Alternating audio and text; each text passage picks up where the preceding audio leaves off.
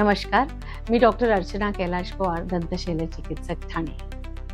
आयुष्य एकदाच मिळतं, पण ते कसं जगायचं हा निर्णय रोज घ्यावा लागतो.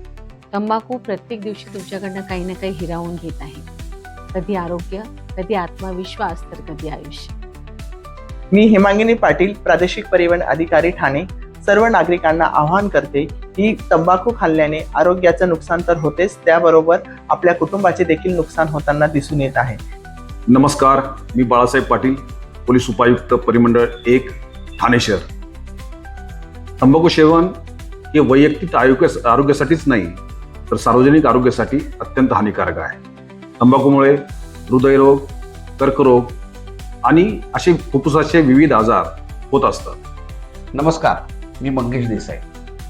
सध्या एक गोष्ट फार प्रकर्षाने जाणवते ती म्हणजे आपल्या भारत देशामध्ये मुख कर्करोगाचं प्रमाण खूप वाढले आहे. नमस्कार मंडळी, मी प्रवीण विठ्ठल तरडे.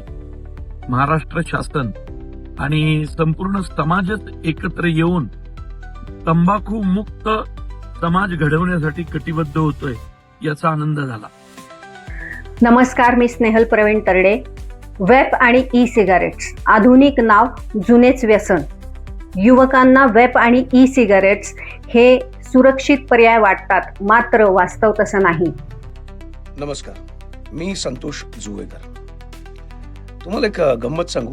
आजकाल तरुणांना सिगरेटला सुरक्षित पर्याय म्हणून ई सिगरेट किंवा वेप किंवा ते हुक्का वगैरे एकदम सेफ वाटतं, पण त्यातलं जे केमिकल रूपी निकोटीन आहे ना, ते जास्त हानिकारक आहे. नमस्कार, मी गौरव मोरे. मानसिक आरोग्य आणि निकोटीनचे दुष्टचक्र.